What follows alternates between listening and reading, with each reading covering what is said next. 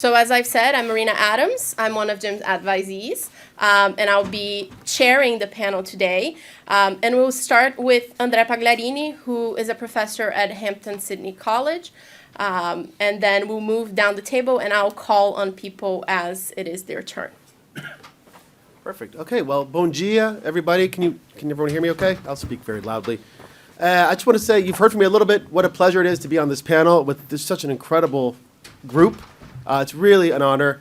One of the things that I've been interested in since I began working with Jim, is the importance of historical anniversaries as opportunities for reflection and sort of fresh consideration. So I've written something on the 60th anniversary of the coup, and I also wrote something on the bicentennial, for which I read a lot of 19th century periodicals, several other 19th century sort of assessments and analyses of Brazil's independence and what it meant. And my hope was to approach the bicentennial as a historian of the 20th century. What was Brazil's role in the world stage? What were the debates about the role Brazil would play in independence, with an eye sort of to debates that are happening now about Brazil's role in the world. Then, as now, I found, and obviously reading a lot of great secondary work that's been done. There's really a lot of rich historiography on this period. Then, as now, though, there was considerable doubt about Brazil's disposition. Was Brazil going to sort of lean toward embracing the sovereignty and integrity of the Western Hemisphere, or would Brazil serve in some way the interests of external or foreign interests? So to get to that debate, we first had to consider the conditions of Brazilian independence. And the traditional story that I certainly learned as a kid in Brazil is this idea that Brazil's independence compared to the American Revolution was much more of a placid affair, much more peaceful. And that's not wrong per se, but it elides a few things. First, the fact that the Cortes in Lisbon refused to recognize Brazilian independence. It made a criminal of anyone who followed the new imperial government. Second, that traditional narrative overlooks the loss of many lives, particularly in the northeast of Brazil. On the day of Brazil's formal declaration of independence, for example, the Alexandria Gazette and Advertiser reported on a clash that had occurred months earlier in Salvador, quote, between the inhabitants and European troops, the Brazilians insisting on a government of their own choice. According to the paper, Prince Dom Pedro had summoned for the engagement, quote, 10,000 stand of arms, 100 officers, 3,000 men, a frigate, and 3 corvettes from Rio. Some 300 Brazilians, quote, principally citizens, were reportedly killed fighting the Portuguese. And so newspapers in the United States would report anxiously on events in the Brazilian Northeast for months. So while independence was a less violent affair for Brazil than other New World colonies, it was not bloodless. In any event, fortune shone upon independent Brazil as the dust settled. An observer writing in the Eclectic Review, an English observer, in 1824, raved about the prospects of the new nation, and probably the single favorite thing that I read coming out of this period. He wrote, among other things, about Brazil having, quote, the finest ports in the world, an immense interior navigation, excellent fisheries, a geographical position peculiarly advantageous, a territory capable of one day affording sustenance to a population of 100 million. And this, I think, is the kicker. With such immense natural wonders, nothing but a bad government can hinder this rising empire from becoming one of the greatest maritime states in the New World. So given these auspicious features and the future prosperity they augured, the course that independent Brazil would chart for itself on the world stage was the subject of intense foreign speculation. The uncertain aftermath of the Napoleonic Wars loomed large in that debate as well. So as Brazil and the United States mark 2 centuries of bilateral ties, it's worth noting, well, first, that the anniversary is something of a misnomer. Washington never lacked formal representation before authorities in Rio. The consul was elevated to a charge d'affaires as soon as word of independence was received.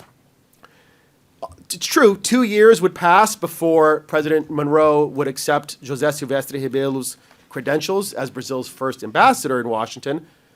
But the bilateral relationship could hardly be said to have begun in 1824. It begins almost right away.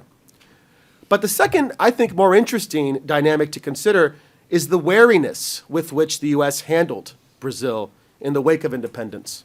Why did it take 2 years for Washington to recognize Rio? The lack of alignment on fundamental questions like trade and political culture fed a sense of caution in Washington vis-a-vis Brazil.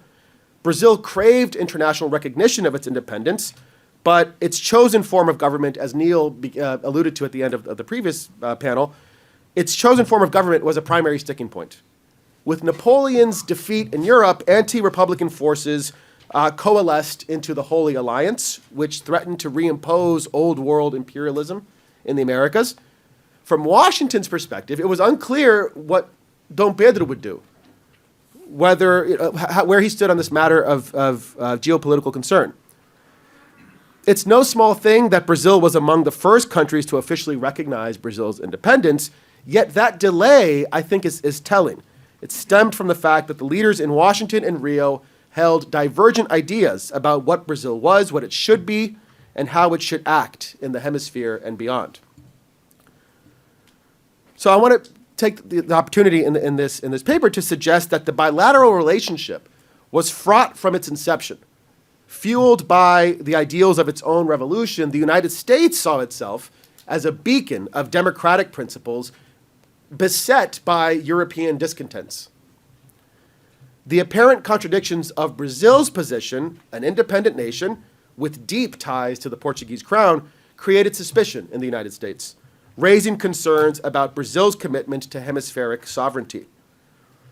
The promulgation of the Brazilian Constitution in 1824 offered a modicum of common ground between the U.S. and Brazil. And this is very clear in the periodicals and the coverage of what's happening in Brazil in the U.S., as I'll discuss in a minute. The Constitution helped to create space for a political rapprochement that eventually culminated in formal recognition. The relationship thereafter was proper but distant. Indeed, while friendship and commonality have been the usual bywords of leaders in both nations, suspicion, ambivalence have been ever present as well.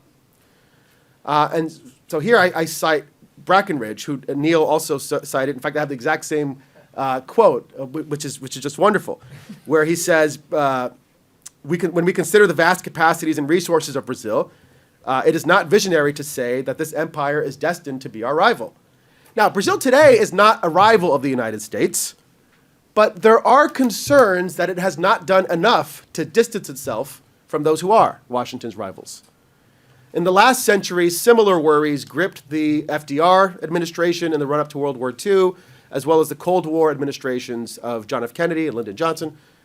As I want to underscore, the seeds of those fears, whither Brazil, were planted at the dawn of Brazilian independence, particularly as it related to Brazil's form of government and its familial bond with Europe.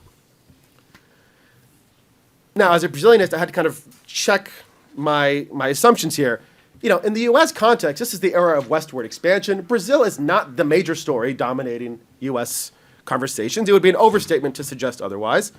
But to the extent that Brazil was considered, it was with cautious trepidation.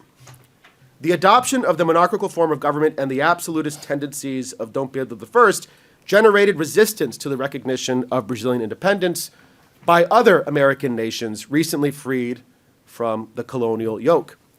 Meanwhile, in Europe, conservatives opposed recognizing the independence of any former colony. So Brazil was in this interesting position. Viewed from either side of the Atlantic, Brazil was unreliable. Which direction Brazil would take in its international affairs, then, was as pressing a question for Washington in 1824 as it seems to be in 2024. Which direction Brazil would take. Following Napoleon's defeat in 1815, European powers, particularly Austria, Prussia, Russia, formed the Holy Alliance in the hope of restoring the pre-revolutionary political order in Europe and to suppress any further revolutionary movements. President Monroe in 1821 asserted publicly that Spain could not succeed in reconquering its former American colonies and thus should not try. It nevertheless seemed plausible that in the years that followed, that the Holy Alliance might intervene in Latin America to help the former Iberian powers reclaim their lost colonies.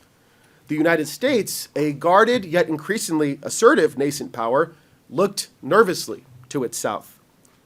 Was the Brazilian Empire a lifeline for old world absolutism or a herald of new world self-determination. Another of the accounts that I read, written by a Frenchman, Alphonse de Beauchamp, who in 1815 had published a history of Brazil, envisioned the latter, right? Brazil as a last sort of bastion of conservative rule. And he distills in his 1824 tract on the independence of Brazil the anti-republican, counter-revolutionary case for Brazilian independence. He writes, "Let it be recollected that the United States of America, in establishing their independence, inoculated us with the fever of democracy, unhappily imported into Europe. The contrary will be the case of Brazil, which has preserved the monarchical regime and the hereditary principle. What immense advantages for an ancient race! The example of Brazil will be of great weight beyond the Atlantic and perhaps among us. May the fruits of Brazil, grafted on the tree of the European monarchy, be appreciated and enjoyed in both hemispheres." He concluded, "Brazil can and must be the monarchical safeguard of the new hemisphere and old Europe." Like many other conservatives in this period, Beauchamp dismissed the United States as a worthy example of self-rule. That's the exact line about Brazil that really made American thinkers nervous in this time. The fact that Brazil had not embraced republicanism was cause for concern in its early relationship with the United States. Some of Monroe's advisors were reticent about the empire's intimate links to Europe, while others argued that the U.S. should recognize Brazil swiftly, precisely to demonstrate that it could work with governments organized differently than its own. Concerns about Brazil's monarchical orientation transcended the halls of government. There are several pieces on this. An unsigned piece in the American Watchman and Delaware Advertiser, for example, noted critically that Dom Pedro I's statements indicated that Brazil might follow the example of Mexico, where Agustín de Iturbide, a former royalist general turned patriot, had overseen a period of instability, foreign intervention that alarmed policymakers in Washington. For those worried about the possibility of European interference in the Americas, Pedro had simply not done enough to separate himself from the European royalist tradition he was born into. Responding harshly to Pedro's August 6, 1822 manifesto, effectively Brazil's declaration of independence to the world, the aforementioned piece in the American Watchman and Delaware Advertiser noted that his quote, "language is totally inconsistent with the rights of the people and what we are inclined to think the Brazilians will not approve of. As has been so often stated, they are attached to liberal constitutional principles." Another account responding to Pedro's manifesto said, quote, "Above all, we are very sorry to remark therein several expressions which appear to be borrowed from, if not indirectly dictated, by the Holy Alliance." Referring to the emperor's correspondence with his father, another newspaper asserted flatly, quote, "We should take Pedro's letter to be the work of some representative of the Holy Alliance." And here I couldn't help myself but think about recent sort of controversy about some statements by President Lula that he was parroting Russian talking points, right? And so there was this echo of these words not being Brazilian, but Brazil as a launderer almost of talking points of hostile powers abroad. So I found that to be a remarkable sort of modern echo. Driven by concerns over the designs of the Holy Alliance, and to a lesser extent the British, Monroe declared in his annual message to Congress in December 1823 that the Western Hemisphere was henceforth closed to further European colonization. Any attempt by European powers to intervene in the affairs of newly independent American states would be viewed as a threat to the United States. Despite concerns among some U.S. observers that the Brazilian monarchy was too close to its European progenitor to be fully reliable, Dom Pedro I's government was the first South American nation to publicly support this doctrine, the Monroe Doctrine, of course. Monroe's immortal and invaluable address to Congress was reported in a U.S. paper, was printed in handsome style in Portuguese and publicly displayed in Pernambuco. That was welcome news in Washington, that the Brazilian government welcomed the Monroe Doctrine, but there were lingering concerns then about Pedro himself. The emperor's purportedly absolutist tendencies were frequently referenced in articles about Brazil in the U.S. press between 1820 independence and recognition. As Brazilians deliberated over the creation of a foundational charter of a constitution, the Massachusetts Spy and Worcester Advertiser reported with alarm that Dom Pedro I, quote, in imitation of Napoleon, had forcefully shuttered the assembly tasked with writing the Constitution. This was really alarming, his reaction to the Constitutional Convention. Surely, according to this account, this lack of commitment to liberal principles from Dom Pedro presaged, quote, the speedy return of the Brazilian Empire to a Portuguese viceroyalty. So, again, this constant doubt that Brazil is going to slip back into colonial status from 1822 to 1824.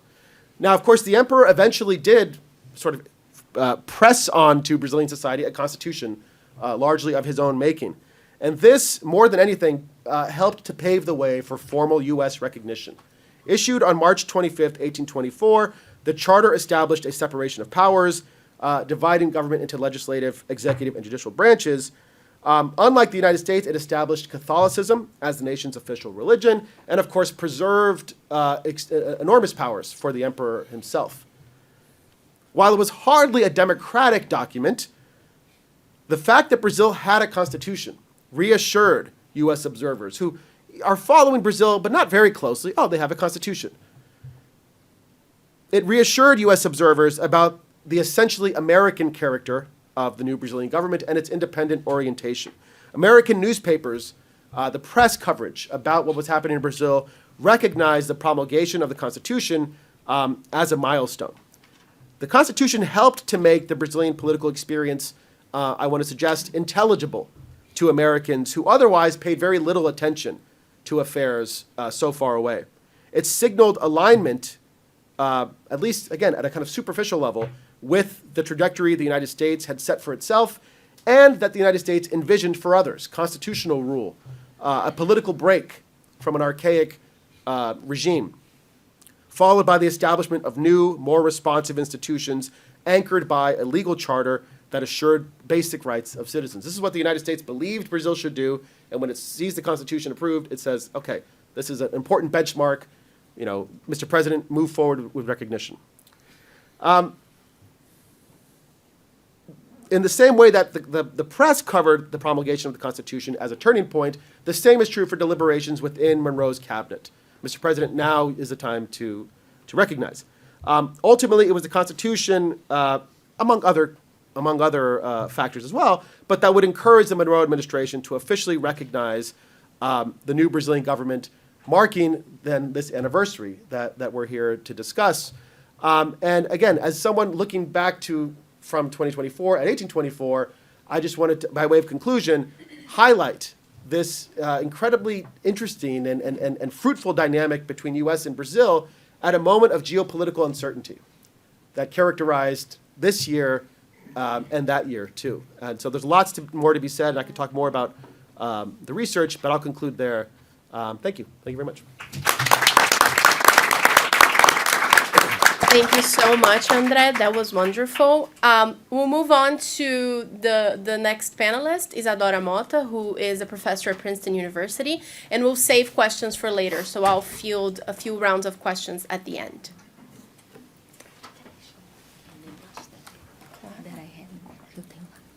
Yes. Is it in your presentation?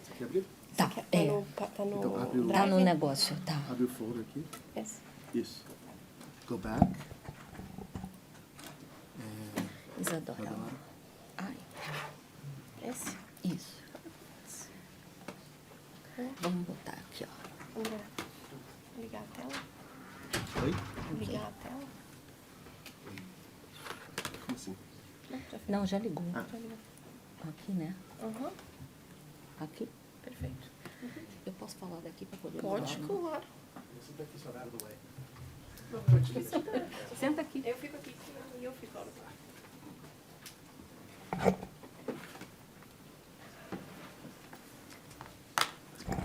All right. Can you all hear me? Okay. So first of all, I wanted to say thank you to Jim and for all of you who have been in the organization, committee who have been putting this conference together.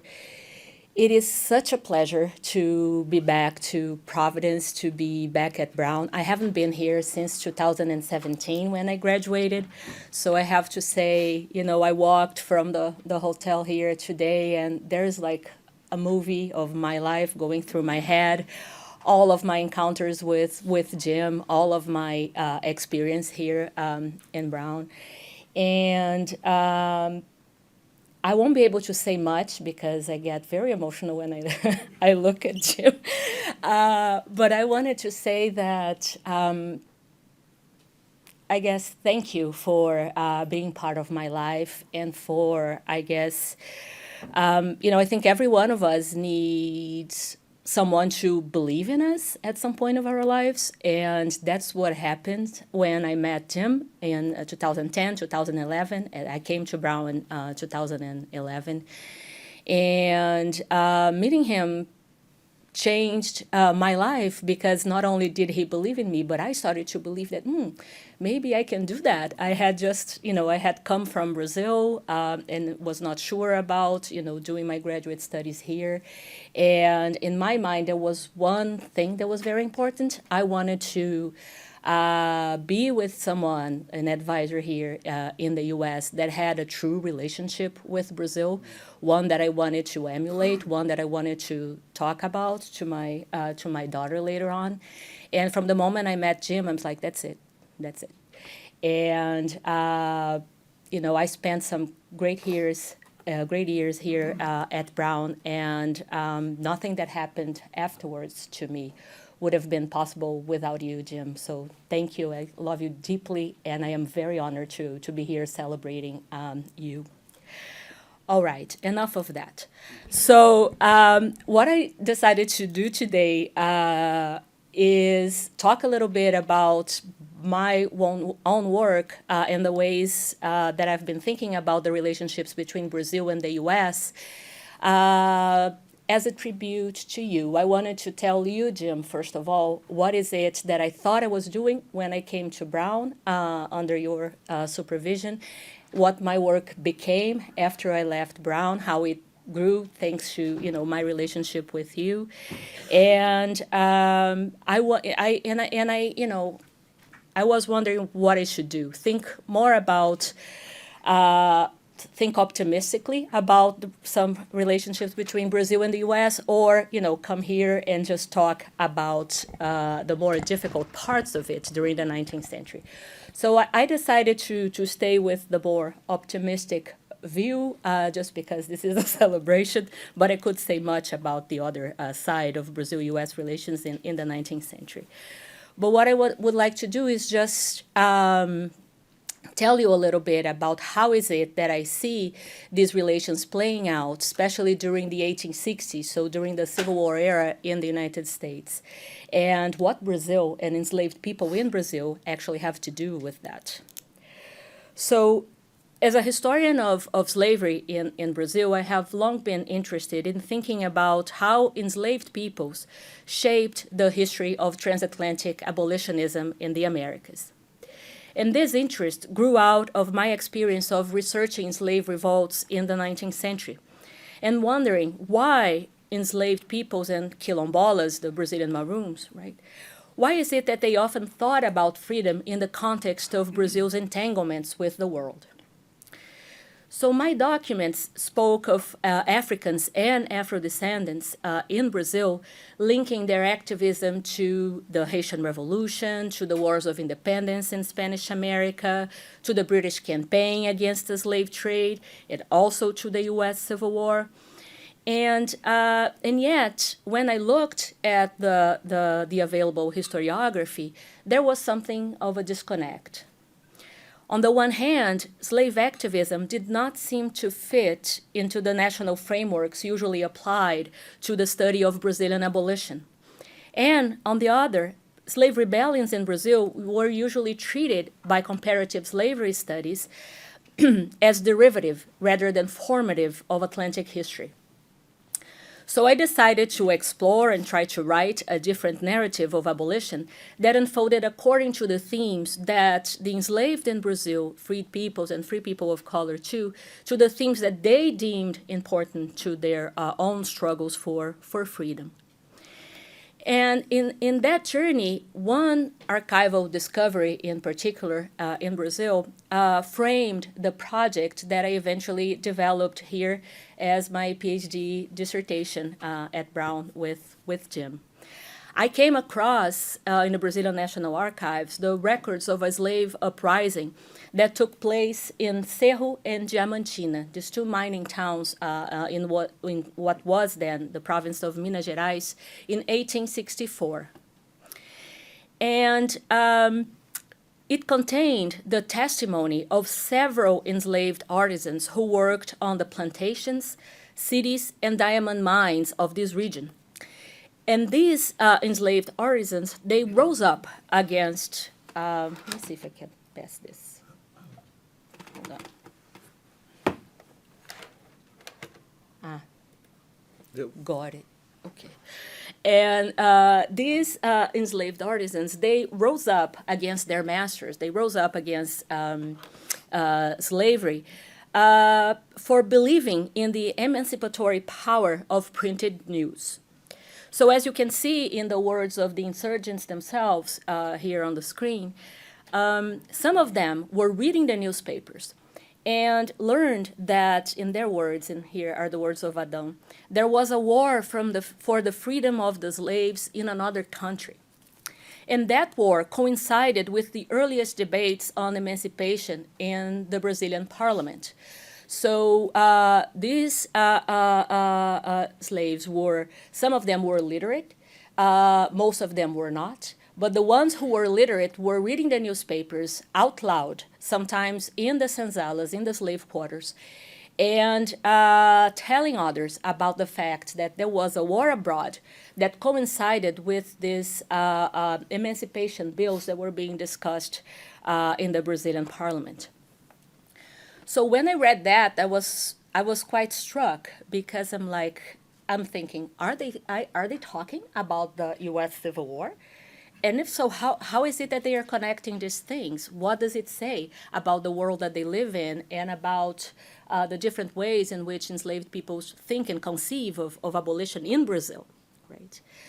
So to my surprise, the 1864 rebellion was then a black movement sparked by enslaved knowledge about the U.S. Civil War and the uneven spread of abolition in the Atlantic world.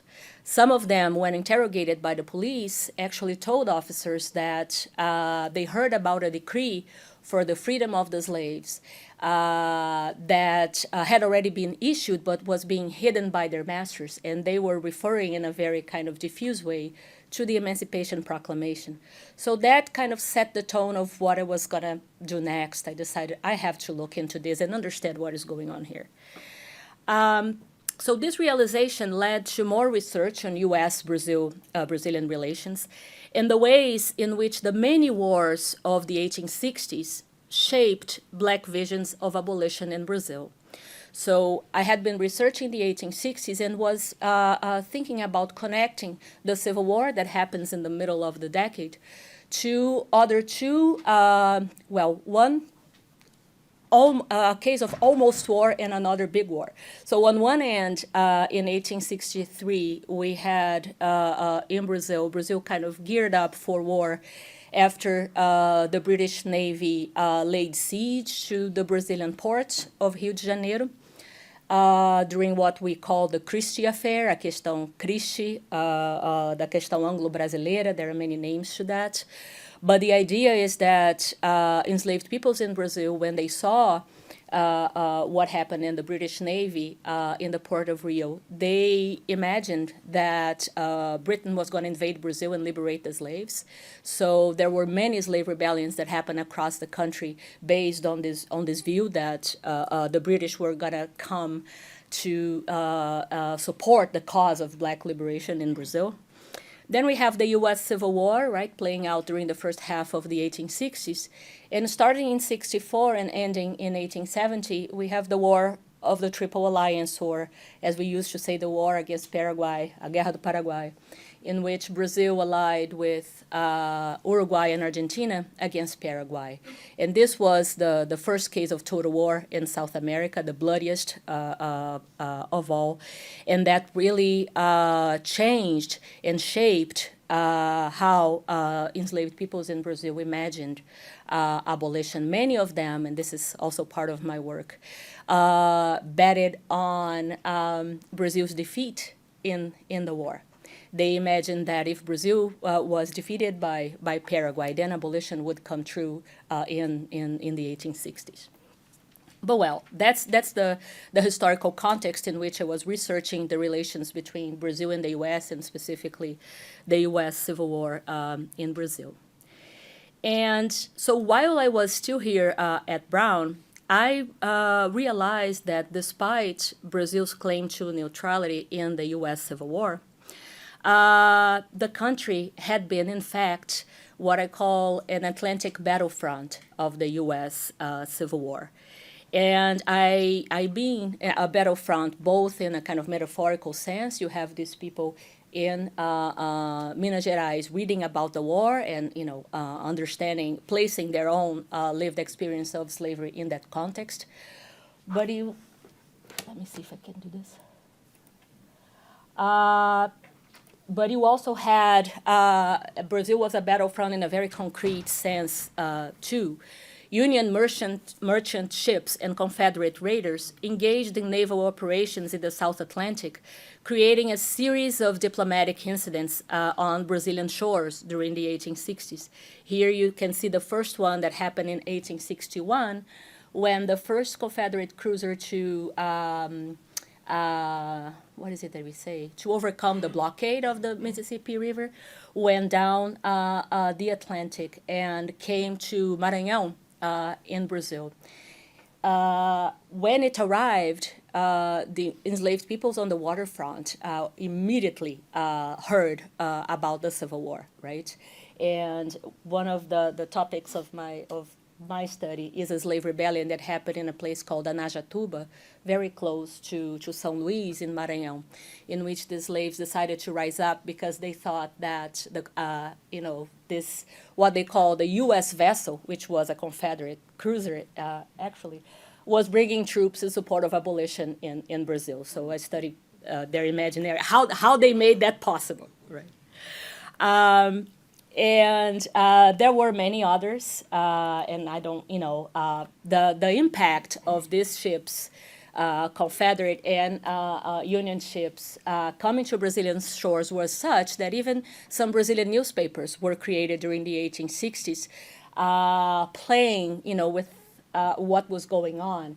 So we have, for example, in Bahia in 1863-64, O Alabama was first published, and what Alabama is a reference to one of the most famous Confederate cruisers to ever reach Brazil. It was there during the 1863, 1864, and it became part of, I guess, public discourse in Brazil. So as Confederate ships sought ports of refuge from which to attack Union merchant ships and vice versa, word of a war over slavery spread in Brazil.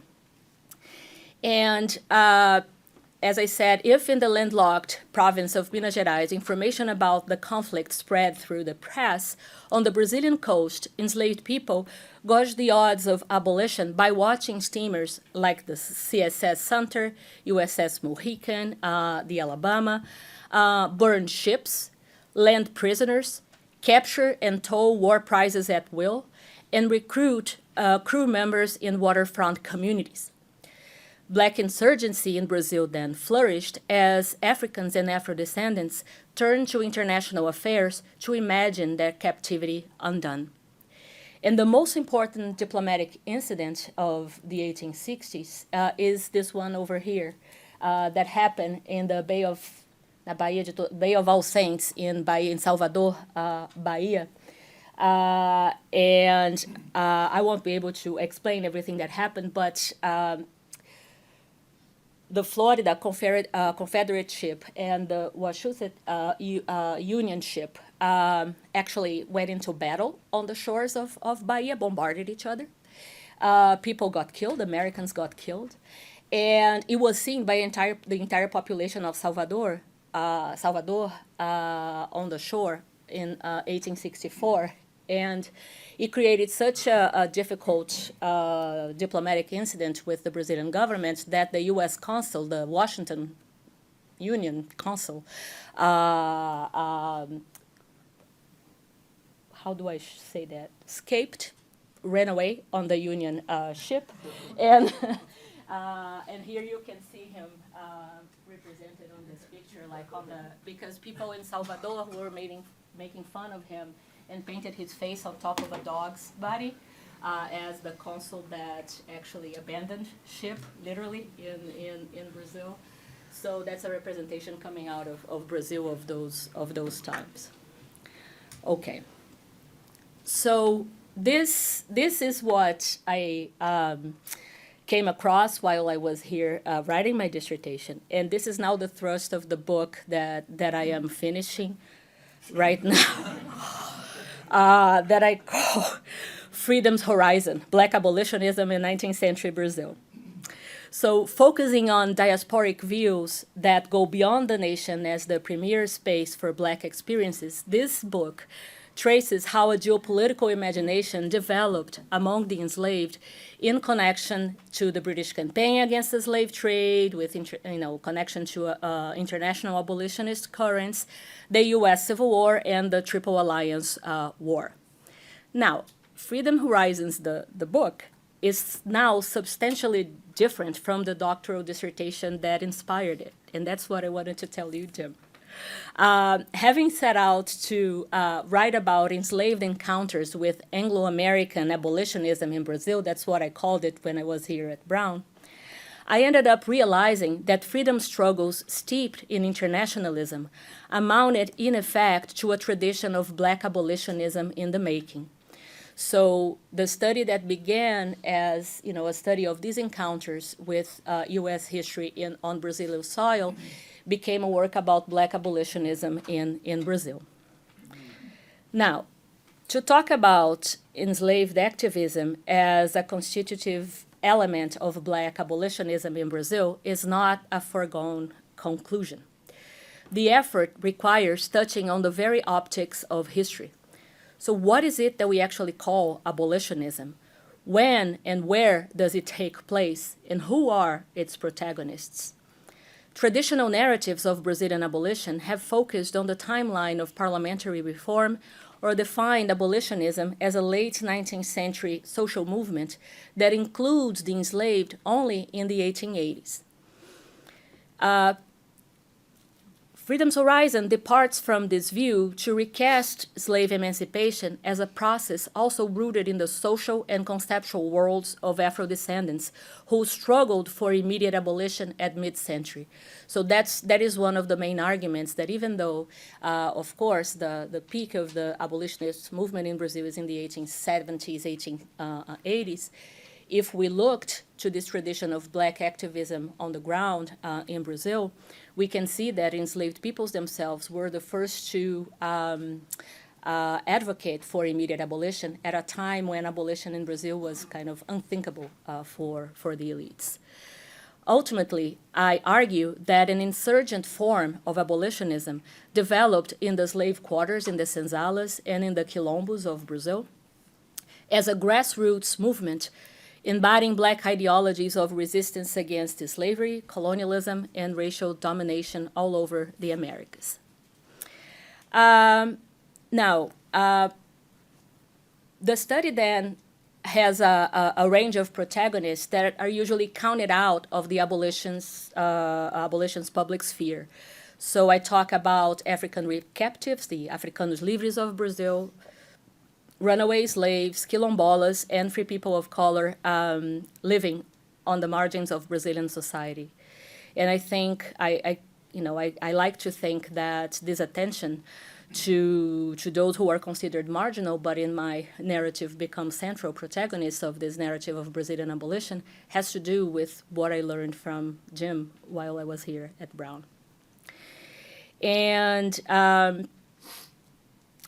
so in the book, I think about also another aspect of Black abolitionism that emerged from this encounter with the U.S., which is literacy. I take it very, very seriously. And for me, then, literacy is more than a figurative tool to describe Black perspectives on the geopolitical or to simply engage with the U.S. Civil War.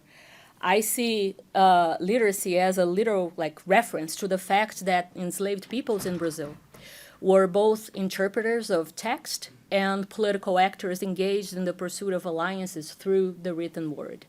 So I study these slave rebellions by paying attention to Black oral cultures, to these practices of collective reading of the newspapers, to the exchange of letters, this rebellion in 1864 sparked by the U.S. Civil War. The letters didn't survive time, but it was based on the exchange of letters between two cities, Cerro and Diamantina. So literacy is a very important part of how is it that I understand this imaginary I'm talking about. So just to conclude, so I don't run out of time, when it comes to U.S.-Brazilian relations and the Civil War era in particular, I think my contribution, I would like it to be at least, is to call attention to enslaved peoples as interlocutors in the hemispheric debate about the future of slavery. The debate was not only about them, the debate was happening among them. They were shaping this debate as well. So what existed as a threat to slaveholding elites also spoke of a different geographical story about emancipation, one that took place in Brazil and that took into consideration Brazil's entanglements with the wider world. The words of Afro-Brazilians familiar with the Civil War show that the conflict integrated a kind of vernacular knowledge of 19th century reform that defies the disciplinary, geographic, and linguistic boundaries often applied to the study of abolition. And by shifting the focus to the lived experience of the enslaved, Black abolitionism, I believe, offers a distinctive perspective on a historical account typically written from an Anglophone perspective.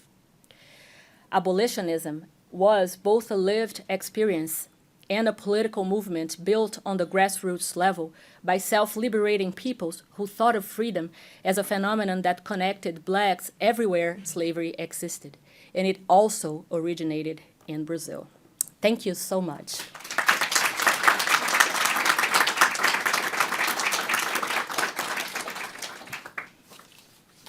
Esse não é meu nome, não. Mas se quiser levar. Thank you so much. That was absolutely amazing. I can't wait to read the book. I don't know if I can say this at this point in writing, but yes, I'm very excited. We'll do that over the next few days. So next up, we have Guilherme Casarões, who is a professor at Fundação Getúlio Vargas in Brazil, and who is here as a visiting scholar joining the ranks at Brown University. So please, Guilherme, if you want to come over here or from there, whatever you prefer. Thank you.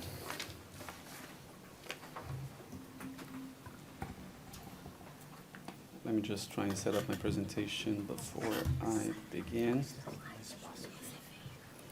Oh, I think it's here. Yes. No. Okay. It's here. No. O Rony acho que botou no Guilherme. Volta aqui no Guilherme. Botou o vídeo. Tem que chamar o Rony. Nós vamos ajeitar.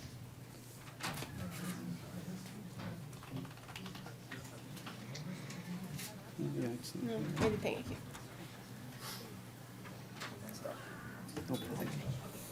So let's put your computer on. Tem bateria suficiente? Okay. And then Do you know how to change the screen here, honey? Adoro ver. So it's the computer. Sempre seu trabalho. Just put it out. Quando você sair no livro, vai ser. Okay, hold on. Vai ser aqueles que vixi. Did it go through? Tem que ser. Guilherme, eu vou levantar, vou estar sentada na tua frente. E aí eu tenho Eu vi a 5, plaquinha no 13 e 1. seu- Pode ser 5, 13 e 1 ou prefere 5 e 1? Pode ser sim. Exatamente. Faço aqui, A tranquilo. última coisa que você vai voltar. Não sei. Não, mas você Não. vai ser.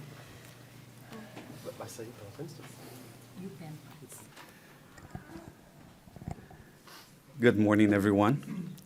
I'm Guilherme Casarões. I'm currently a Colgate professor, visiting professor at CLACS, the Center for Latin American and Caribbean Studies. I'm thrilled to be here.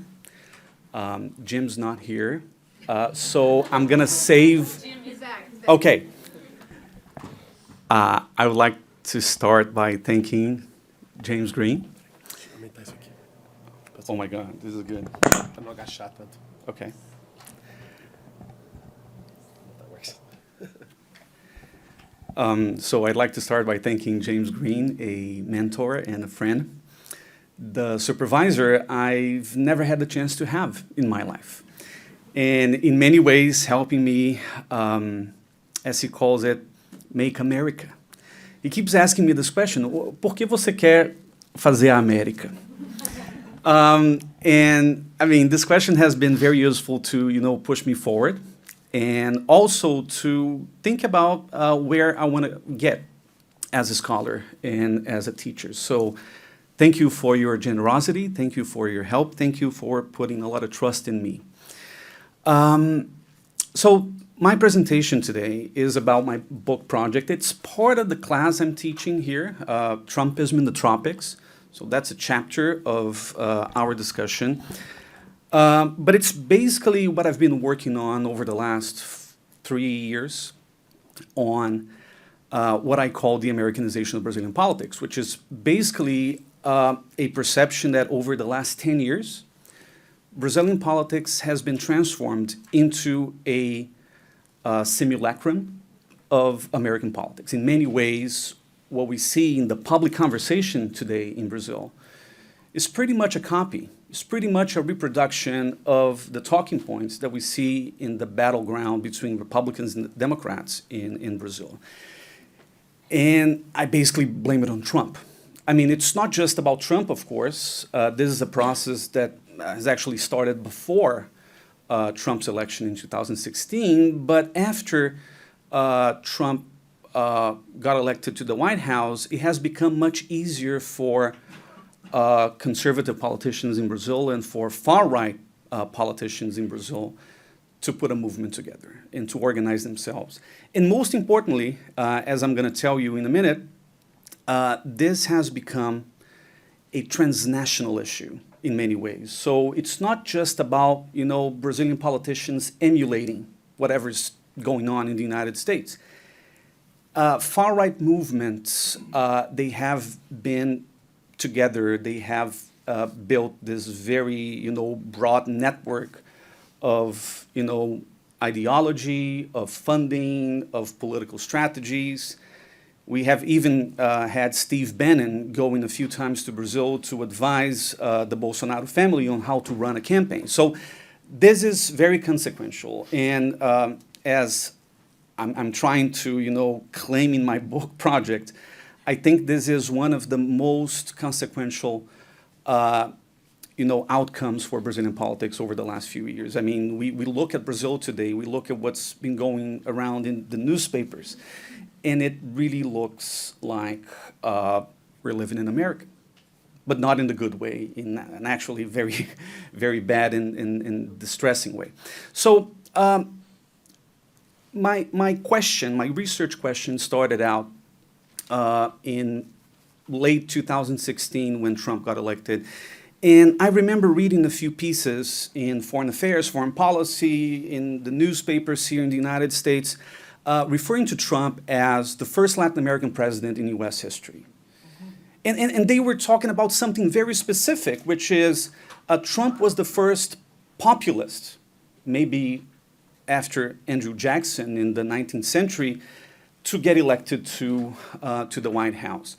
And of course, it's very, charming to make comparisons like this, to call somebody a populist, and of course, it drives us, straight to Latin America as our point of reference. But this is incorrect and maybe even racist on so many levels. I don't want to touch upon this, but basically the idea that whoever is a populist could perfectly fit in Latin American politics. I think this is, fundamentally wrong. And especially because if we read about what populism looks like in Latin America, it is actually very different. Populism in Latin America, and there's this entire literature of Latin American scholars talking about it since the 1960s, to be fair. Populism in Latin America has been primarily inclusionary, in the sense that the whole idea of populist movements back in the 1930s and 40s and 50s all across Latin America was to bring people into the political system through many different channels, through many different strategies, it doesn't matter, but the whole idea of, corporatism or the whole idea of labor laws, this has got a lot to do with the kind of populism that we used to have. And it's not without criticism, of course, but we have to acknowledge that it was a populism whose ultimate goal was to bring people in. Whenever we think of Trump, however, we're talking about something very different. It's exclusionary in nature. It resembles much more the kinds of populists we have in Europe, for example, who are xenophobic, anti-immigration kinds of populisms. So that's why the message that Trump was a Latin American president, maybe because he used to, surround himself with military officers and everything, I didn't like the comparison to begin with. But it took me some time to really understand what was wrong about it, and I think I might have found one way to explain what has really happened. And I truly think that we should reverse the argument a little bit. The last 10 years, and that's my central thesis of the book, is that the last 10 years have witnessed the Americanization of Brazilian politics. So it's the other way around. It's Brazil and many Latin American countries, they're actually becoming more like the United States. And it's not Trump who's, the quintessential Latin American president here. And I've developed the argument in three layers, so to speak. One of the most important things that we have seen in Brazilian politics over the last 10 years is a replacement of a type of democracy that political scientist Arne Lefort used to call consociational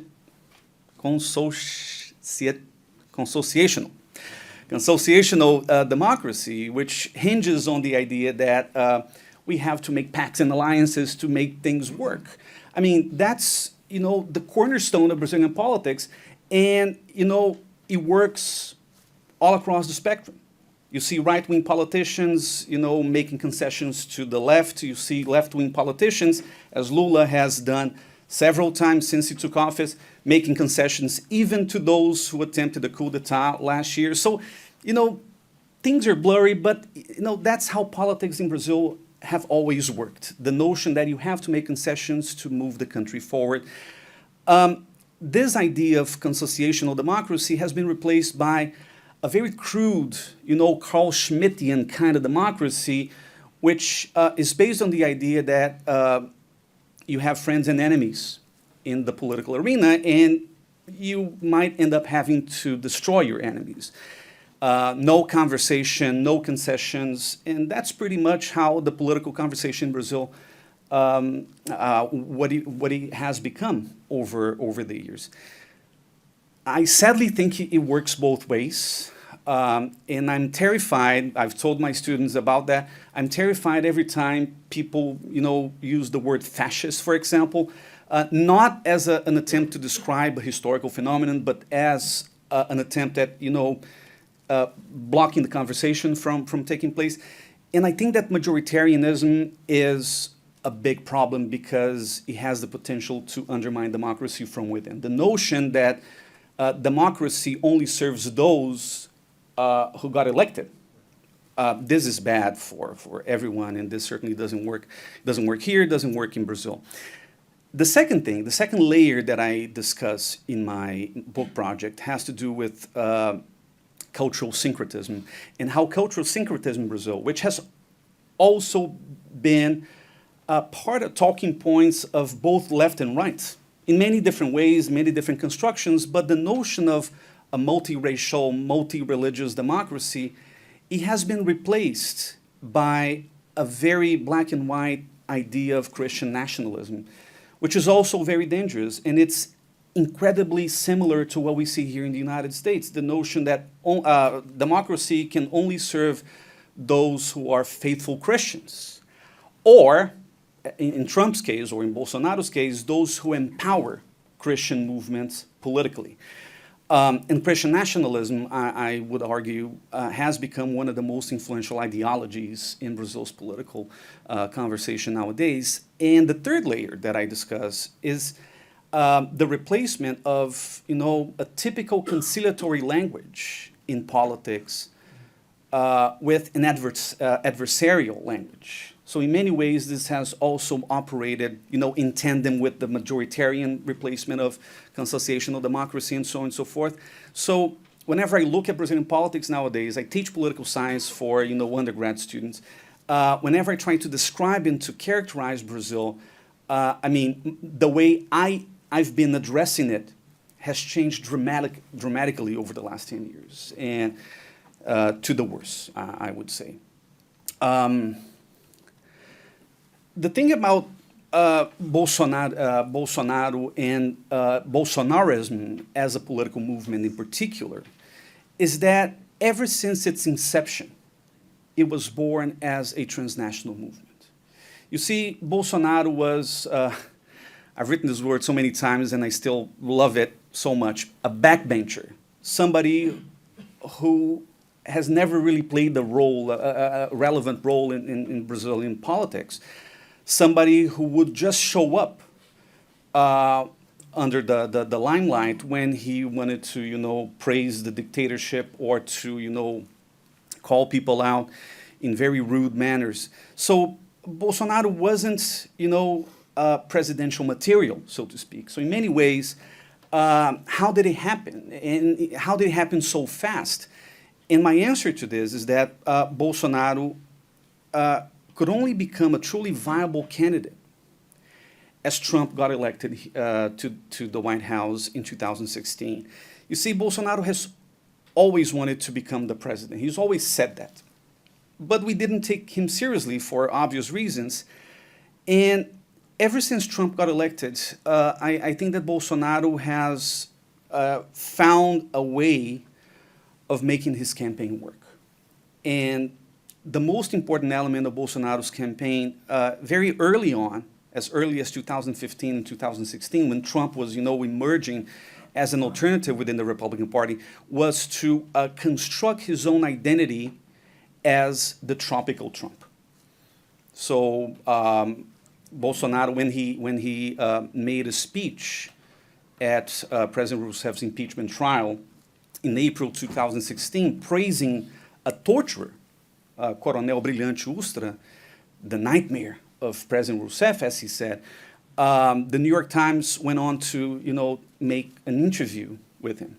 So he gave this interview to the New York Times, and as early as April 2016, he was saying, you know what I love the most about the United States? Trump and the Republican Party, because these guys are really going to change the way politics is made in the United States, and I want to bring it into Brazilian politics too. So in many ways, Brazil has been turned into a part of this larger culture war waged by American conservatives.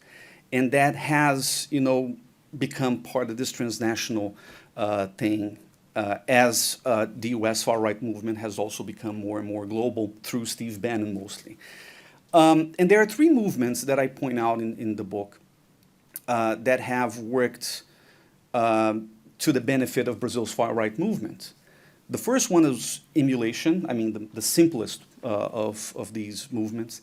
The second one is cooperation, and the third one is internalization. I mean, the construction of very similar structures in Brazilian politics that somehow resemble and that converse very systematically with the American counterparts. So first things first, Bolsonarism as a political movement, it distinguishes itself from other far-right movements because it's too big, too influential. There's a lot of capillarity. I'm not even sure if that's a word in English, but you know, it has some grassroots influence, which is also very important. And it's ideologically or programmatically malleable in the sense that, I mean, a lot of things fit in Bolsonarism.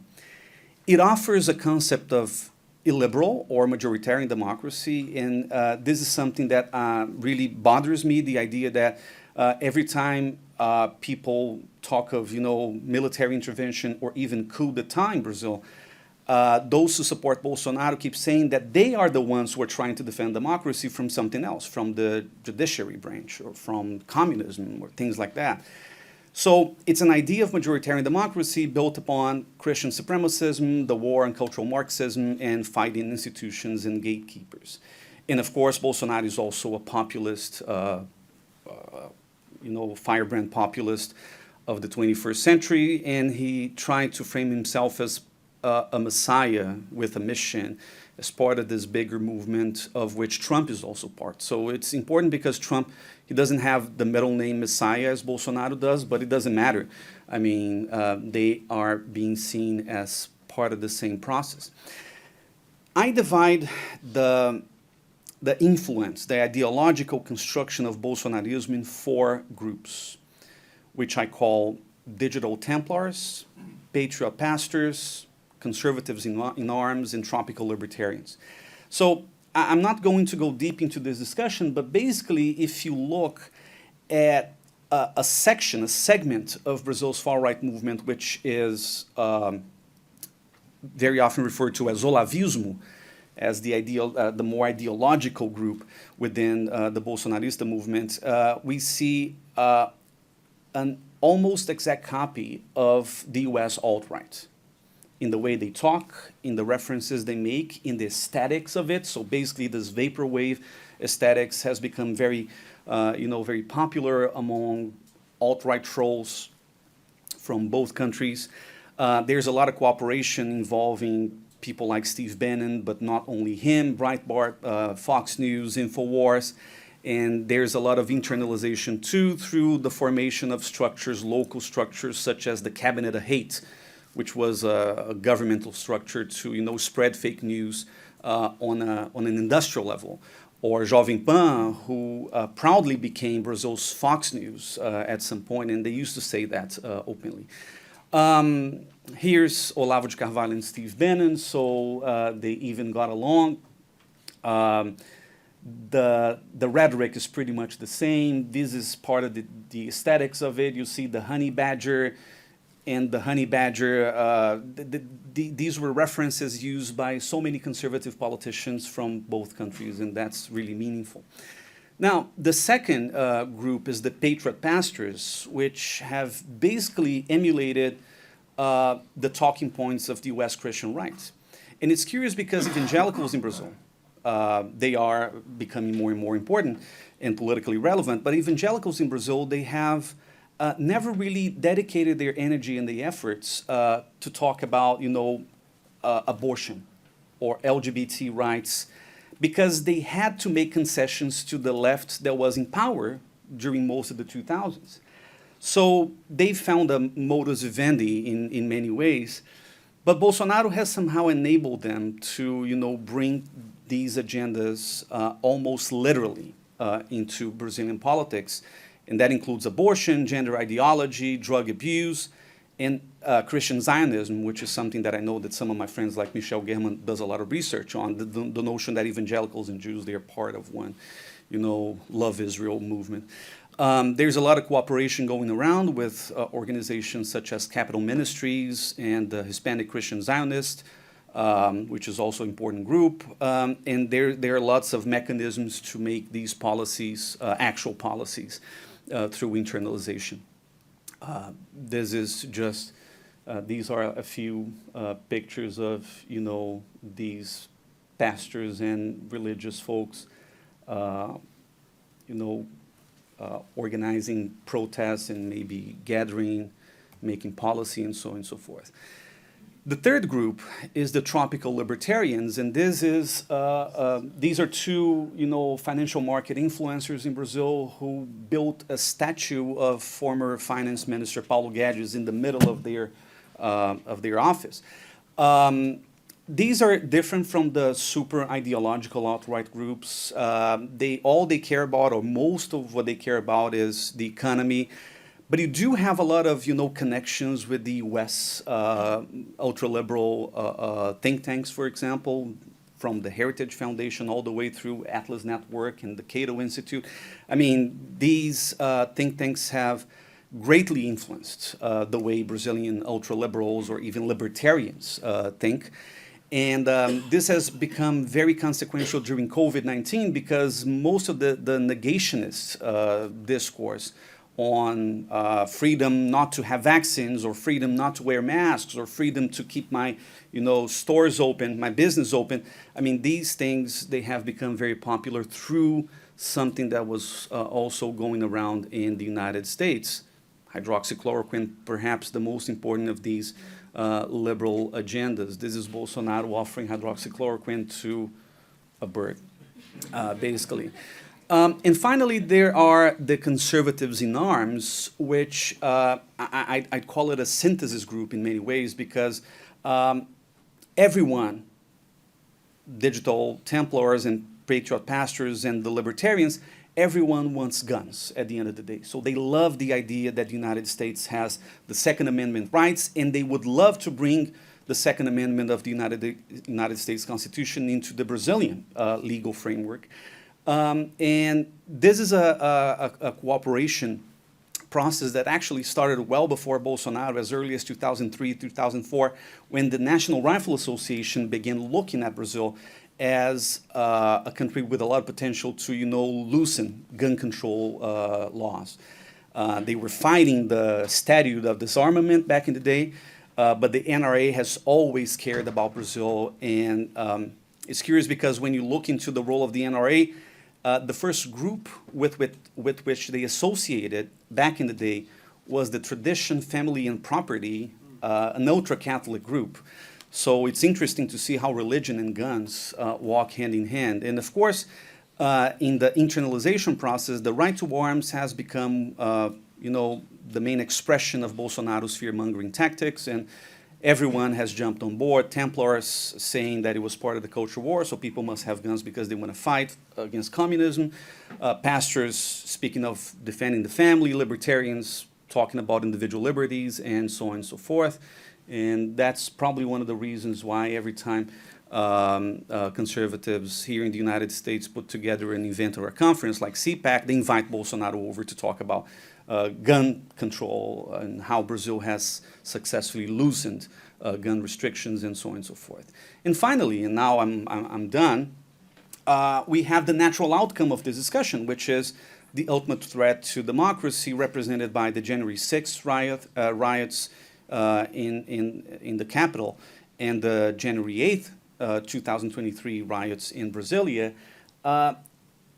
And even for those who are not familiar or who do not follow the news on Brazil, the similarities are actually striking.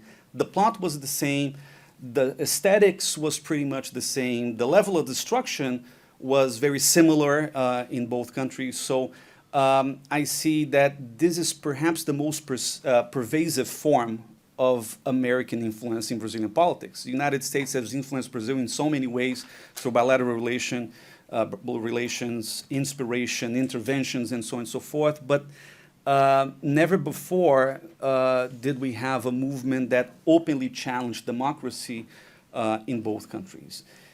And the question is, what's next? And I'm very pessimistic about this, really, and I think that the only way to save democracy, and I'm sure that my friends are going to talk about it in the next panel, but basically, it really shocks me to see that no matter what happens, no matter what the media says about Bolsonaro, no matter how many charges he has against him, Bolsonaro still has the faithful support of some 40% of Brazilians.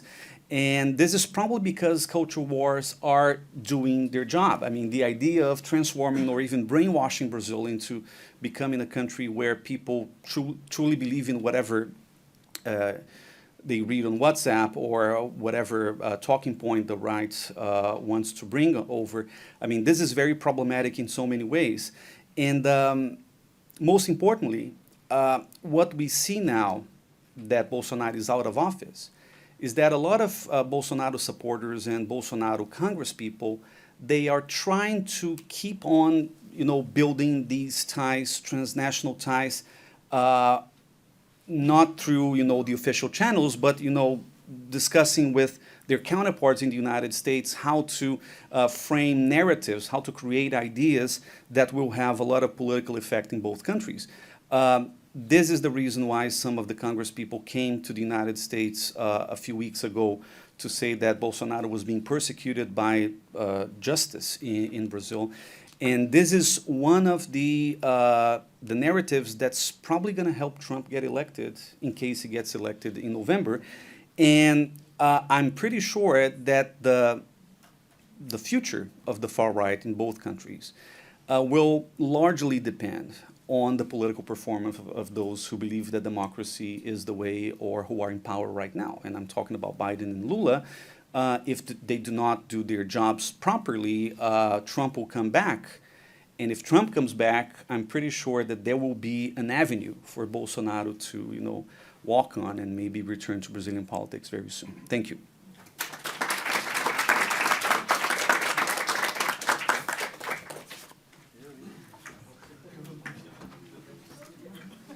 Thank you so much, Guilherme. Sure will give us a lot to talk about, I think, in the conversation and also in the next panel. Next up, we have Barbara Weinstein, who needs no introductions, I'm sure. And I will keep it to, she's a professor at NYU, among so many other things and accolades. So if you want to, we'll take it from here, or... Is it okay if I Absolutely. Just sit? No, it's okay. Just let us know when you So- need the video. Okay. First of all, thank you, Guilherme. I'm now completely bummed out for the rest of the day. But I am going to talk about something completely different. And, so when well, first I want to say how honored I am to have been invited to participate in this panel and in this event. And I also want to register how much over the years my friendship with Jim Green has meant to me, both in academic and in personal terms. Because Jim seems to be genuinely ageless, it may come as a bit of a shock, but try to hide your shock out of consideration for my feelings, to learn that we are practically the same age. Indeed, he's a few months older than I am. But I won't say how much. But our professional trajectories have been quite different. Since I went to graduate school fresh out of college, I started postgraduação the year after I graduated. And whereas Jim spent many years engaged in various forms of very admirable activism before entering graduate school at UCLA in the 1990s. Now, you don't have to spend a lot of time doing the math, but basically what that means is that Jim Green's career as a historian of Brazil has been, as a sort of formally trained historian of Brazil, has been about half as long as mine. But he has somehow managed to condense in 25 or so years what would be, for most people, several academic lifetimes. Whether in terms of books authored and edited, articles published, awards and fellowships won, positions in learned societies held, or perhaps most important on this occasion, students mentored, both undergraduate and graduate. It will come as no surprise to those present that Jim often strikes me as a veritable whirlwind of activity, and yet somehow he also seems to find the time to be caring and thoughtful to his many friends and admirers, and I am happy to claim membership in both of those categories. Given the nature of this event and the title of this panel, sort of the complicated affair between Brazil and the United States, it might seem most appropriate for me to focus my remarks on Jim's long and lively and sometimes thorny relationship as a U.S. American with Brazilian politics and social movements. But after conferring with Jim, I've decided to focus on another scholar, my advisor, Emília Viotti da Costa, who's generally just known as Emília Viotti in Brazil, and the way in which her academic career exemplified the tensions and frictions that have characterized all sorts of exchanges, intellectual ones included, between the U.S. and Brazil. Although Jim was never Emília's student in the formal sense, I think everyone in the last 3 generations of Brazilian and Brazilianist historians was indirectly Emília's student, and Jim had a number of connections with her over the years, among them a wonderful symposium he organized in her honor through the Arquivo do Estado de São Paulo, then published in the Anais Brasileiros e Brasilianistas with the title Novas Gerações, Novos Olhares, uma homenagem a Emília Viotti da Costa. Most of the time when we are talking in the U.S. about academic relations between Brazil and the United States, we're focusing on North American students and scholars going to Brazil and the challenges and pleasures that involves. Emília's story reverses the flow and illustrates some of the rewards and perhaps even more the trials and tribulations of the Brazilian scholar suddenly finding herself in U.S. academia. Of course, Emília was not a typical Brazilian scholar and was by no means, somebody said this morning, I think you could say about Emília that she was more unique than, everyone's unique, but she was more unique, and was by no means the only Brazilian and or Latin American academic to make the forced migration to the United States during the late 60s and early 70s.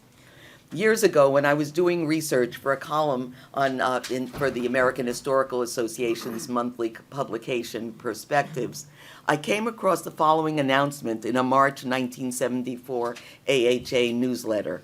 In response to an appeal from the Emergency Committee to Aid Latin American Scholars, the AHA had published a letter signed by 6 college presidents who urged their colleagues to, quote, help individuals who cannot continue teaching or research careers or advanced studies, quote unquote, in Chile or elsewhere in Latin America due to, quote, abrupt political changes, unquote. I love that. It's so discreet, abrupt political changes. I wonder what this could be. This was, to say the least, a peculiar situation. Scholars fleeing regimes that had been aided and abetted by the U.S. government found themselves seeking refuge at universities in the United States. I myself was a beneficiary of this odd set of circumstances. My doctoral advisor, Emília Viotti da Costa, widely regarded as the leading Brazilian historian of her generation, had been forcibly retired from the University of São Paulo in 1969, and after brief visiting gigs, ended up joining the Yale History Department in fall 1973, the very semester that I began my graduate studies. Obviously, Emília had been in the U.S. for several years before that announcement appeared in the AHA newsletter, thanks to the precocity of the Brazilian golpistas. The armed forces in Uruguay, Chile, and Argentina waited until the 1970s to install brutal regimes inhospitable to academic freedom. Before I plunge into Emília's experiences at Yale, let me provide a little background on her academic career. Emília began her university education at USP, the University of São Paulo, in 1946, doing a degree in history and geography. Like many Brazilian scholars, to the extent that she had a transnational orientation, it was in a French direction. And in 1953-54, she spent a year in Paris doing research for a dissertation on old regime France. Fortunately for the field of Brazilian history, she abandoned that idea upon returning to Brazil and instead wrote her masterwork, Da Senzala Colônia, on the transition from slave to free labor in the Brazilian coffee zones. In 1964, an inauspicious year, she was appointed to the Cátedra, the chair in modern Brazilian history at USP, and she held that position for another 5 years. Like many of her colleagues at USP and other Brazilian universities of the time, Emília's political sympathies leaned left, and her scholarship reflected Marxist influences. But she might have managed to fly under the dictatorship's radar if it hadn't been for two developments. One was the academic envy provoked by her success with students and the envy provoked by the enthusiastic reception of her published work, which meant that at least a few of her colleagues in the history department were not averse to talking disparagingly about her to the political police. And then, because of her intellectual and charismatic appeal to the USP students, she was invited to give the inaugural address for the 1968 academic year and used that occasion to critique the military's proposal to redo Brazil's university curriculum toward a more technocratic and career-oriented subject matter, something that sounds very familiar to us right now in the United States. This led to her arrest, brief detention, trial, and forced retirement at the ripe old age of 41. Separated from her second husband and with 2 teenage children to support, Emília made the bold decision to seek academic employment in the United States. One might have expected her to go to France instead, since she was completely fluent in French and barely spoke English when she left Brazil. But thanks to the intervention of Werner Baer at the University of Illinois and the efforts of a young Brazilianist named Nicole Hall at Tulane, she had the promise of temporary employment in the United States.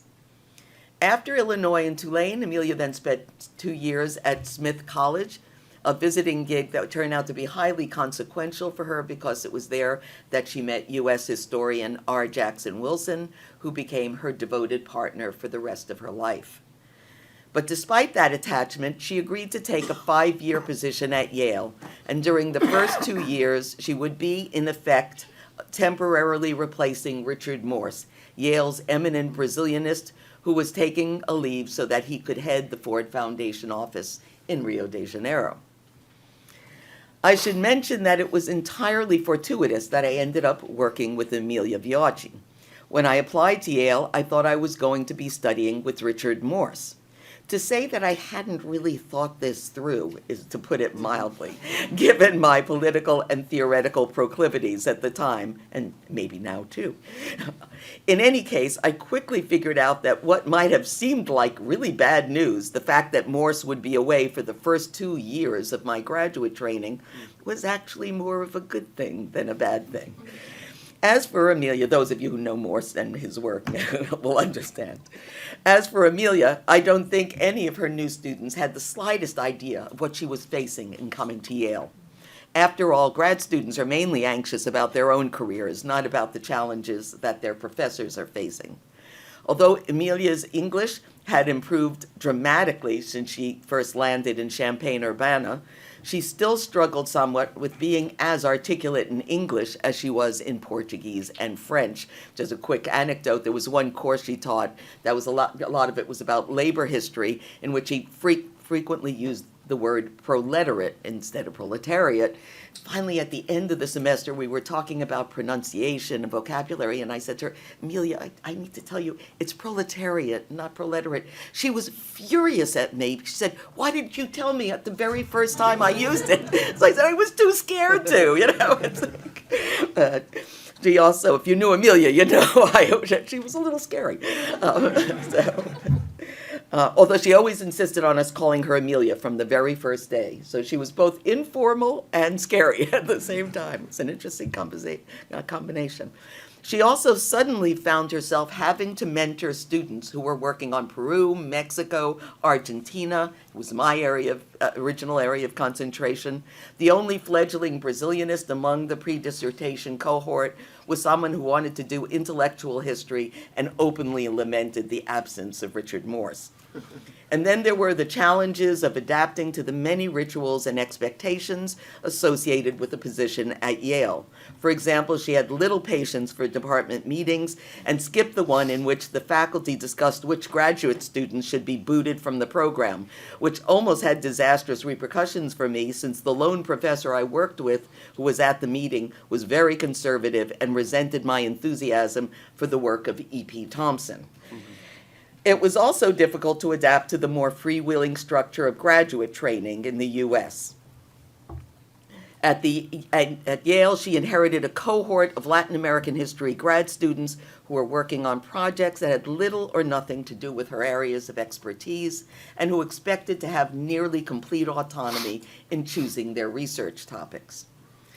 Meanwhile, it was apparent even to her students that Amelia found the intellectual atmosphere at Yale to be somewhat lacking. She had really loved the intellectual atmosphere at USP, and Yale, for her, was a much duller place than USP. The U.S. historians, David Bryan Davis, C. Van Woodward, Edmund Morgan, were much more to her liking, especially since all of them shared her interest in the history of slavery. But the historians of Europe were a conservative and stuffy bunch. So despite her longtime interest in early modern European history, she found that she had little to share with them in terms of intellectual concerns. Also, while Amelia could certainly hold her own in a room full of self-important white male academics, it must have been somewhat alienating to almost always be the only woman in the room. When she was hired by Yale, there were 0 tenured women in the Yale History Department, which had something like 60 faculty members. I think there was, and let me say that this was in contrast to USP. The history department at USP had several very important women in among the senior faculty. So this was a really sharp contrast with her experience in Brazil, and kind of the opposite of what I think a lot of North Americans assume, that the United States was in the forefront of this sort of thing. Yeah. So. Okay, though I will say that didn't imply gender solidarity in the USP History Department, since 2 of the professors who were rumored to have informed the political police about Amelia's alleged encouragement of student activism were women colleagues. Moreover, things took a turn for the worse when Richard Morse returned from Rio in the fall of 1975. I have to say, almost all the principals in this talk are dead now, but I would have said his name openly when he was alive, too. So, when Morse arranged for Amelia to be hired while he was on leave, I'm guessing he thought it would just be temporary. After all, she had taught at 3 other institutions prior to Yale, and maybe by the end of her contract, things would open up and she could go back to Brazil. He didn't figure on her becoming a magnet for left-wing students, who were a major portion of the new graduate students in history everywhere during that time, or her becoming romantically committed to a U.S.-based historian, the aforementioned Jack Wilson, or the Brazilian military dictatorship lasting so long. In any case, within a year of his return, Amelia, who was about to publish Da Monarquia República, 1977, which was being translated into English and would be eventually published as The Brazilian Empire in 1985, requested that she be considered for tenure. Without diving too deeply into the muck of academic gossip, I should note that it is widely assumed that Morse, despite his public statements in support of Amelia, was signaling behind the scenes that he was not in favor of tenuring Amelia. But he was perceptive enough to know that it would be personally very damaging for him to lead the charge against her. As anyone who has read Jim's magisterial study, We Cannot Remain Silent, knows, Morse had recently positioned himself as a critic of human rights violations in Brazil and a champion of people persecuted by the regime. So that role, the role of persecuting Amelia, fell instead to a cluster of Europeanists. The U.S. historians generally supported Amelia, but the Europeanists, led by the very conservative Germanist Henry Ashby Turner, led the charge. Although I am quite certain that Turner could not read Portuguese, he regarded that as unnecessary since for him, the very structure of Emilia's canonical book, Das in la Colonia, indicated that she was an orthodox Marxist, and as such, she could hardly be considered worthy of tenure in the Yale History Department. He pointed to the division of the book into economic structure, social structure, and then ideologies, or in Marxist terms, superstructure, which for him indicated that Emilia was an economic determinist, and that was all he needed to know to oppose her candidacy. Just as an aside, Turner devoted much of his academic life to proving that big business hadn't helped the Nazis to power. Emilia's more recent work, with its evident Weberian influences and available in English, apparently didn't enter into his calculus. I suspect he figured, once a Marxist, always a Marxist. If previously Emilia had felt like something of an outsider at Yale, now she must have felt like she was an alien on another planet. How did she go from being the radical darling of the USP History Department, celebrated for her scholarship, her intellectual dynamism, and her political courage, to being denounced as an orthodox Marxist and unworthy of a tenured position at Yale University?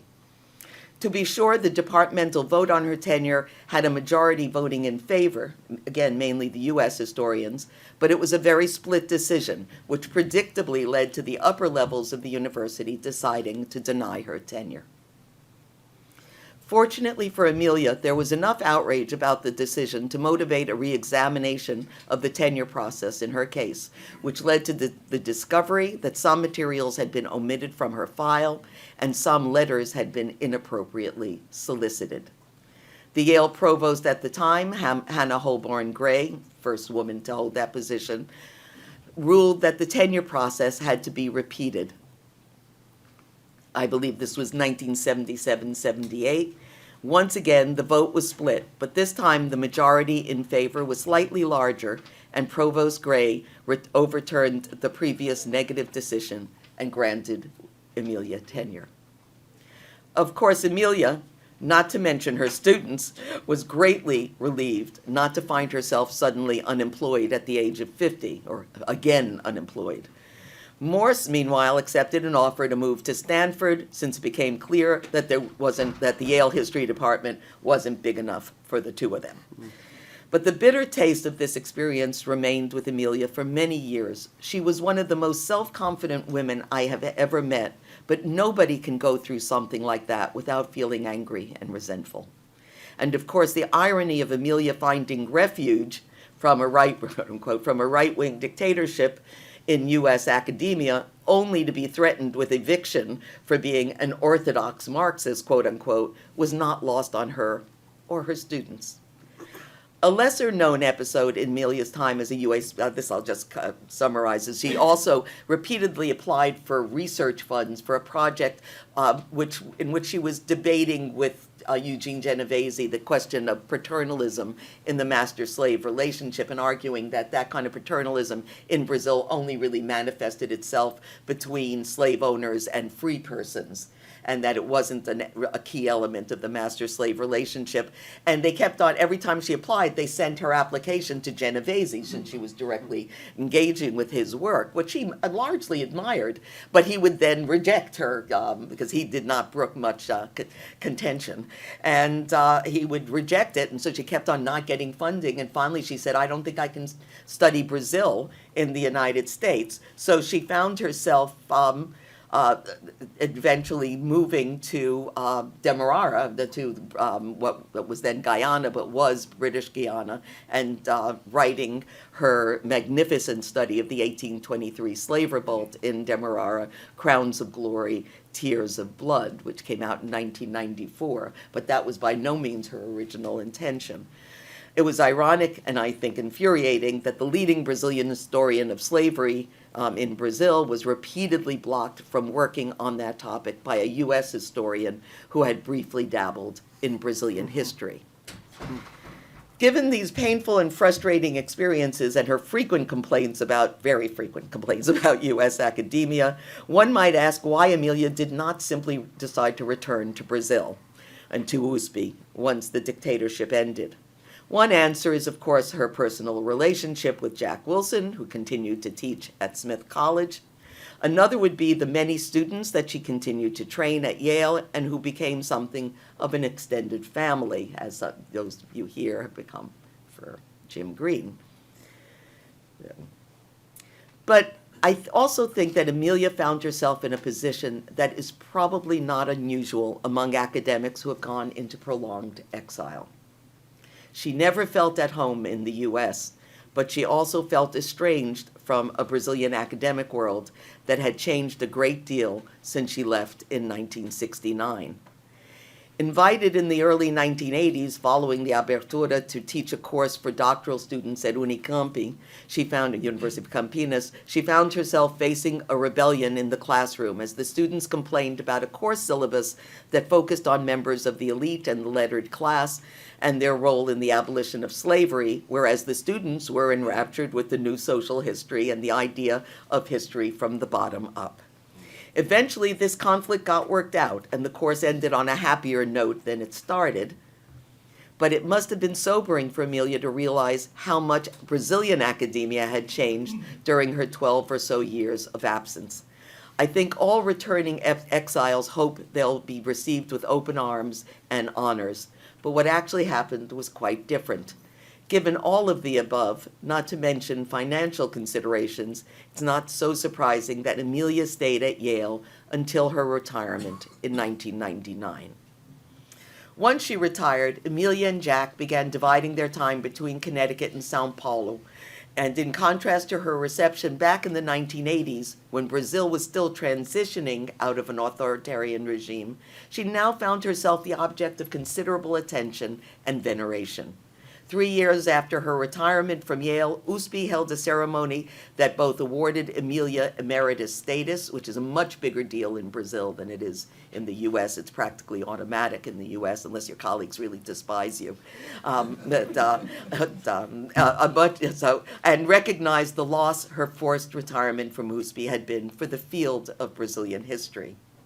Amelia was interviewed in 2001 on the widely viewed talk show Roda Viva, and at the 2003 AMPU meetings in João Pessoa, her keynote address was so massively attended by historians and history students from every generation that it was standing room only, and the auditorium was so oppressively hot that I feared Amelia, who was starting to have some significant health problems, would pass out before completing her talk. She didn't.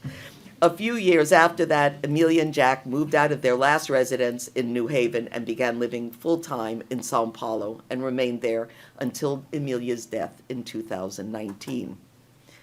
I would like to end with a brief clip from the 2001 Roda Viva interview, partly to give you a sense of how assertive and dynamic Amelia was, in a different way, a whirlwind of activity, the way Jim Green is, but also to illustrate how certain issues can remain with a scholar throughout her lifetime.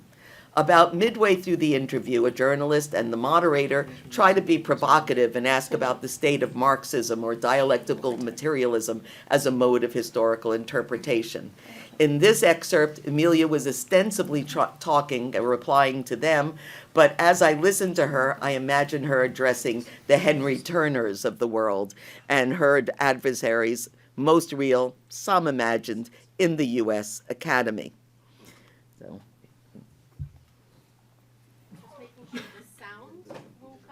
Okay. Well, I'm just going to read my pouring cut. So in short, Amelia had never stopped being something of a Marxist, as you'll see, but she also was quick to insist that this was not a matter of orthodoxy and that there were many ways to apply Marxism to history. And just to bring this back to the person being celebrated today, I think Jim Green has demonstrated in the most beautiful and compelling ways that there are many ways of being a man of the left. Yeah.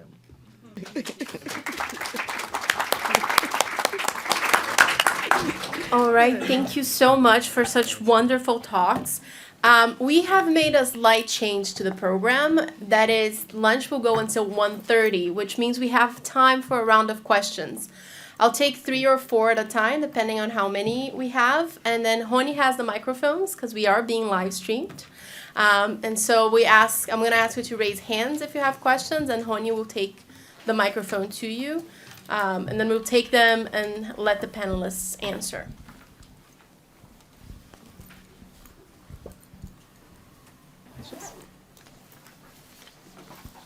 I have a question to get us started. So I was very interested in all of your talks talking about the directionality of the relationship between the U.S. and Brazil. I myself studied a dictatorship, and there's a lot of questions there on where the influence comes and where the influence goes, right? And so I was wondering, because there is a certain, with André talking about the question of this recognition, right? There is an apparent initial tension, and then with Isadora's mentioning of an actual perhaps influence from the U.S. into Brazil, which seems to be echoed in Guilherme's talk, and then with Barbara's a little bit more of a contradictory effect, where the influence of the U.S. into Brazil is actually bringing people into the U.S. who are then influencing U.S. academia differently and participating at a different time. So I guess I'm wondering, of course it's a complex matter, but can we identify these different types of directionality at different times, or are they all happening at all times, right? How are we thinking, especially I think with Guilherme's point that Brazilian politics is being Americanized, but if it's a transnational process, then isn't also the other way around also true to a certain extent, right? So that would be my question. And then maybe, yeah? I have a question to sorry, I would like to question everyone, but specific to Casarões. I saw you this position about Brazil, similar to Brazil, U.S. in politics in the modern period, but I really don't like the idea that Brazil right-wing, extreme right-wing, basically emulates the Trumpism. I don't see that way. My perspective, I think you have different points of origin, you have some different aspects, and I think they connect, of course, they relate, they emulate each other. I think Trumpism in some way may try to emulate what Bolsonaro made in Brazil, but the fact that there's difference. And one thing I point out that the way that Trumpism got in power is through the establishment. Bolsonaro, au contrary, got in power with a established crisis created by Lava Jato. So all the political, economic establishment in Brazil was in crisis, and that allowed Bolsonaro to be in power. If we didn't have Lava Jato, for instance, I doubted that Bolsonaro whoever had a chance to be in power. So there's some very strong difference, I think. I just pointed one out, but I'd like to comment on that. Here, can you give Actually, I just want to follow up. yeah. So I wanted you to talk a little bit more about your findings, but really, like if we took the United States out of the picture, and I'm thinking about this because I just came from a symposium where someone posed this question. Well, do you think Brazil, that they are having these problems, or that they had, this extreme right person in power due to the United States, which to me is really an oversimplification and an over-reliance on the United States, right? So just looking at Brazil's history, if you think, you could go back to the dictatorship, you can go back, the other conference was mainly focused on race and things like that. But the point is that I think there are already a lot of elements in Brazil, like through its history, including, we could talk about Lava Jato, but we could also talk about other things that eroded democracy, that helped to, pave the way for a Bolsonaro presidency. So I just wanted you to talk more about kind of those elements, including Brazil's history that led to Bolsonaro, and but taking out the United States. And that's not to say that the U.S. doesn't have these very clear relations but I just wanted to hear more about that. I think those are 3 questions right there. So I think we can take that round to answer. Maybe some 10 minutes all in all. And yeah, if you want to do it however you will prefer to start. Maybe I'll, just because very brief, I don't have too much to say, but I like, I wrote it down, the idea of the directionality of the relationship, and that at different points in time, when we think about the bilateral relationship, there are moments where what the political actors in the United States think about Brazil, it sort of goes in one way, and what Brazilian actors think about the United States goes in another way. One example in years of working with Jim and thinking about Jim has to do with how some in Brazil see the United States, see the role of Washington, and a lot of times, and I was thinking about this, about what Barbara was saying in that history department at Yale, what people think they know is what they know, and they, from that point, impose a kind of view and an analysis that, to which challenges aren't always welcome. And so I think as a historian thinking about the nature of the U.S.-Brazil relationship, it's also a story of what are the certainties at any given moment that one side has of the other, and it's constantly shifting. One very striking recent example is the way that we see Bolsonarista figures trying to shift the narrative about what's happening in Brazil. That this is not, Lula's election is not a triumph of sort of pro-democracy forces against attempts to undermine it. It's in fact a crisis of democracy. And there's no real sense at any given point in time which narrative, which perception prevails. It's a matter of struggle and organizing and linking, and this is, I think, the insight of the Washington Brazil office, which we're going to talk about later, but is that these voices need to be given a hearing, too. Otherwise, the story of what people think they know about Brazil is shaped unidirectionally, and that there's constant challenge about what the narrative is going to be. And that's why studying, I think, the bilateral relationship is so interesting, because when one pokes beneath the surface, this is constantly happening. Brazilians trying to shape the narrative of what Americans think of them, and vice versa. Sometimes successfully, sometimes not so successfully. Sometimes with good outcomes, sometimes with really disastrous outcomes. But anything, that's my thoughts for now. Okay, I'll just say 2 words about it, and perhaps since we are remembering Emilia answering the way I guess she would answer, which is like, enslaved peoples in Brazil didn't need the U.S. to rebel against slavery. Slavery was quite... Os escravos brasileiros não precisavam dos Estados Unidos para nada. I heard it from... I had the fortune of meeting her while she was still in New Haven. And that's the idea here when you talk about directionality. I'm trying to understand how is it that we can... instead of thinking about the influence of the U.S. Civil War on enslaved peoples or on slavery in Brazil, the question for me was that why is it important for enslaved peoples in Brazil to be engaged in what we would call today a transnational discussion about abolition?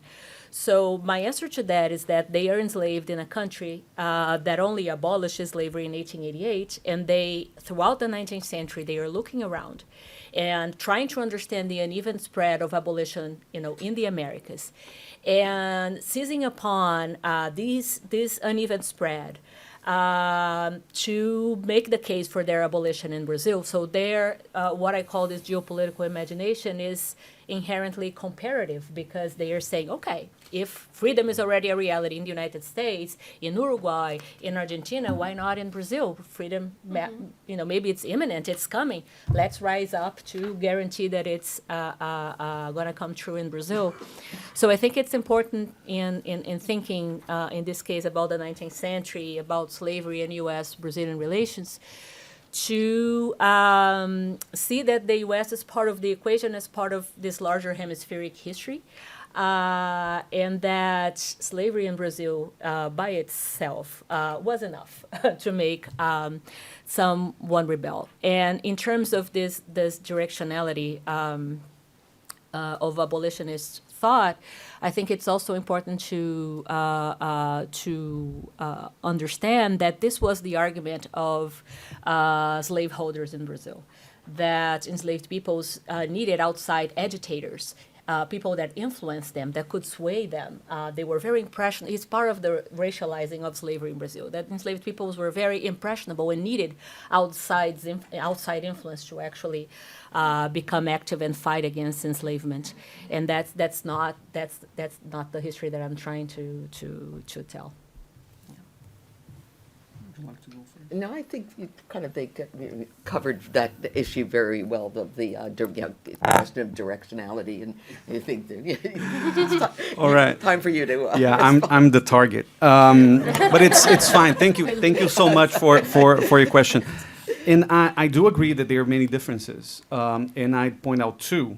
The first one is the role of the military in politics. Of course, there's no way to deny that. And the logic of Brazil's political system is also very much different. I mean, this whole, fragmentation of the political system has contributed to, the growth of this anti-establishment kind of sentiment that went around, especially as Dilma was impeached or even before that. But, I think that if you look back into how did the Bolsonaro candidacy come into being as early as 2013 or 12. Bolsonaro was already polarizing with, Jean Willis and Maria do Rosário, defending kinds of positions that used to be, prohibited in the public conversation in Brazil, such as rape and abortion and everything that Bolsonaro, touched upon. I think that as early as, 2011 and 12, Bolsonaro had found a way of, stirring polarization in the country around issues that have nothing to do with the economy or inflation or things that used to polarize the discussion in Brazil. So, of course, the groundwork had already been laid to some degree. But the thing about Trump, and of course, Trump is just the representation of a bigger U.S. culture war that Republicans have waged since the 1970s or 80s. Trump's the big expression of that. When Trump got elected, he sort of, gave Bolsonaro the toolbox to run a successful campaign in 2018. And of course, I keep asking myself some questions, such as if Lula had run in 2018, would Bolsonaro have won? I don't know. I don't think he would. I think Lula would have defeated Bolsonaro early on. But one of the questions that I really think that I could find an answer as part of my findings of the book is it would be very hard for Bolsonaro to run a successful campaign, even with the support of the military, even with the loose support of some evangelical leaders, without the narrative that came from the United States, without the model of success that Trump had shown, not only Brazil. We've seen little Trumps popping around in so many parts of the world, including Argentina. And you see, so I think that the ultimate push for Bolsonaro's candidacy, he tried to run in 2014, and he was, shunned by his own party, Progressistas at the time, because they wanted to remain in the base. So I think that the big push was Trump has shown a way.